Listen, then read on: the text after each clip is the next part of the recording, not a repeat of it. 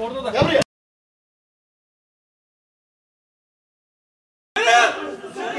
Orayı bırakma, orayı bırakma. Yukarı yukarı.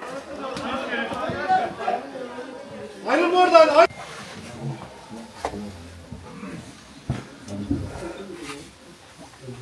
Ne yapacakları söyleyin. Evet.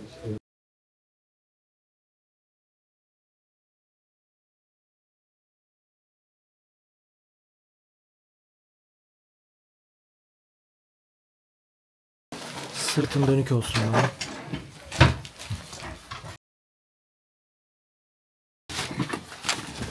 Romanlı bir şey olmadı değil mi?